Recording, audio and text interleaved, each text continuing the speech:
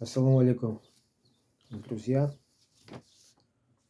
Сегодня я продолжаю ранее начатую тему популярно об уйгурах. У уйгурского народа на протяжении многих веков было создано достаточно много различных государств, которые были успешными или на какой-то стадии они, в общем-то, скажем, были разрушены, самоуничтожились или в противостоянии с различными народами. В том числе это были не только Китай, это были и маньчжуры, и джунгары. Вот, поэтому, скажем, чем вообще изначально привлекал Уйгурстан, Восточный Туркестан, другие народы, завоеватели. Нужно, в общем-то, посмотреть на расположение Уйгурстана, и мы увидим, что он находится, скажем, таким хабом, да, то есть узлом, куда стекались все торговые пути, то есть все пути, так называемый шелковый путь.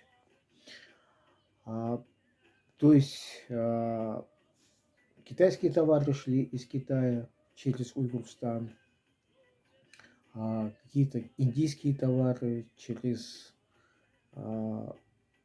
Пешаварский коридор попадали опять же в Уйгурстан и тоже потом далее уходили и уходили опять же через, скажем, территории Узбекистана, Афганистана, вот, и далее на запад через Персию, через, скажем, Азербайджан там и так далее, и доходили там до России, до Европы. Вот. Всем это все известно, но какую функцию, какую роль выполняли в этом уйгуры? То есть уйгуры, уйгурские государства, ну, на мой взгляд, может быть, я, конечно, и сильно ошибаюсь, но создали, скажем так, хаб, где, в общем-то, они создали условия, ограничивающие перемещение китайских купцов дальше в Европу. И, соответственно, тех, кто шли с Европы со своим товаром и хотели продать его в Китай, они, опять же, скажем так, ограничивались в своем перемещении уйгурами, и они не могли вместе со своим товаром уйти в Китай. То есть был, скажем так, условно говоря, создан барьер, который позволял уйгурам взимать дань. По большому счету это пошлины, таможенные пошлины. И, соответственно, китайцы, которые привозили товар и хотели его продать куда-то дальше, то есть они оставляли товар в этих уйгурских, скажем так, рынках, базарах, там его отдавали оптом купцам, которые приезжали с запада. Вот. Западные купцы свой товар, опять же, продавали на этих рынках, и китайские купцы скупали этот товар, увозили в Китай. Вот в этих торговых узлах, в общем-то, и происходила очень оживленная торговля. Соответственно, города развивались, развивалась торговля, развивалось само государство, оно богатело. И, как вы понимаете, вот снова повторяюсь, с этой торговли всегда взимались пошлины, которые шли в казну государства и в его развитие. Я так полагаю, что других альтернативных путей было не особо много. Они или были достаточно опасными через горные перевалы, чреватые потерями товаров, через степи прохождения там было чревато тем, что там все-таки кочевые племена, они не просто занимались выпасом скота, да, там, овец, но также занимались и разбоем. И, конечно же, было безопаснее работать и заниматься торговлей именно через рынки Уйгурстана. Вот. Поэтому я хотел бы сказать, что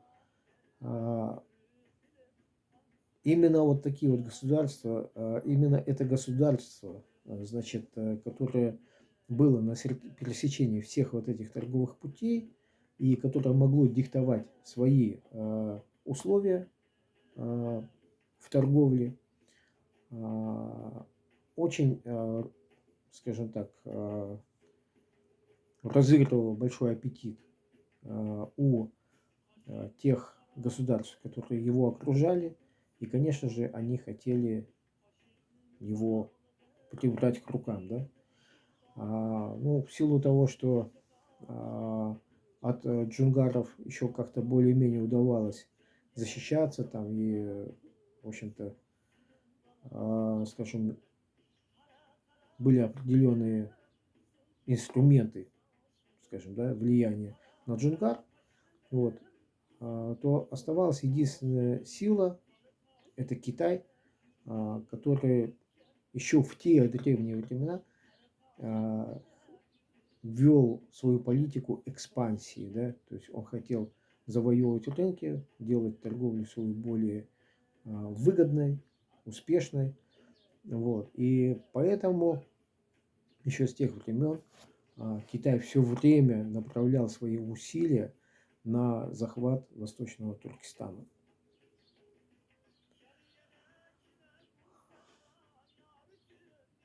Образ жизни уйгуров в то время был земледелие и торговля. Оседлый народ. По большому счету войны были такие как бы периодические. Бывало, что этих войн не было. Тогда все в этом государстве как бы расслаблялись. Вот. И они могли стать легкой добычей алчущих китайцев.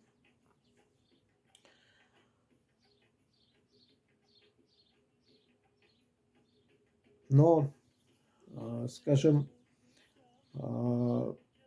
продолжаться так бесконечно не могло, как вы понимаете, да, и в какой-то момент истории появляется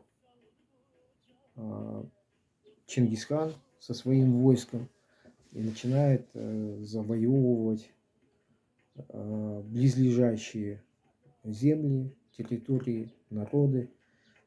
Таким образом, Чингисхан и захватил и Китай, и Уйгурстан, и пошел дальше. Также он завоевал, скажем, степные кочевые племена, которые относятся сейчас к казахам.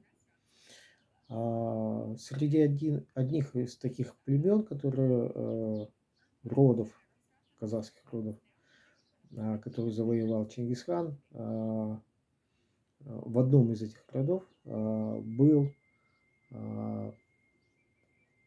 специалист, да, скажем, очень высокого уровня, очень грамотный, которого звали Тататунга, который вел все дело производства у казахского хана. Вот. И Чингисхан, поняв, кто это такой человек, на что он способен и что он может сделать, вот, он назначил Тататунгу ответственным за всю канцелярию, за все дело производства в своей империи. В силу того, что Тататунга был уйгур, конечно, дело производства он мог вести на уйгурском языке. Кого он мог привлечь для того, чтобы наладить все дело производства во всей этой империи, да, Чингисхана? Конечно же, тех людей, которых он понимает, грамотных. Среди тюрков того времени уйгуры были наиболее грамотными. И, конечно же, в действующее войско Чингисхана в дело производства были включены, приняты на работу, скажем так, уйгуры, владеющие грамотностью, и они вели дело производства на всех уровнях, с низов и до верхов. И, как вы понимаете, в силу того, что дело производства у Чингисхана шло на уйгурском языке, соответственно, и все взаимоотношения, которые происходили с другими народами, скажем, они велись тоже на уйгурском языке. То есть, и поэтому, когда некоторые российские историки говорят, что в те годы на Руси использовали, как они говорят, уйгурицу, то есть это на самом деле естественно. То есть, скажем так, ну, другие как бы возможности использовать другие языки, конечно, были, но раз Чингисхан со своим войском доминировал над всей этой громадной территорией, то, конечно же, использовался уйгурский язык. Далее, на основе уйгурского алфавита и письменности была создана монгольская письменность, и монголы вплоть там, до 19 века, чуть ли не до 20-го, они использовали уйгурский алфавит. Вот. Поэтому в этом плане очень многие, скажем, какие-то исторические документы, они были созданы на уйгурском языке и написаны уйгурским алфавитом. Поэтому, если мы говорим о том, что войска Чингисхана это была мощь, это был кулак, по большому счету, движущая сила, то мозгом, который управлял всеми вот этими походами, действиями и так далее, это были уйгуры. Вот. Ну, скажем, на сегодня пока я закончу. Дальше уже в следующий раз я продолжу рассказывать уже о российско-уйгурских взаимоотношениях, истории и что там происходило на самом деле. Всего вам доброго, до новых встреч.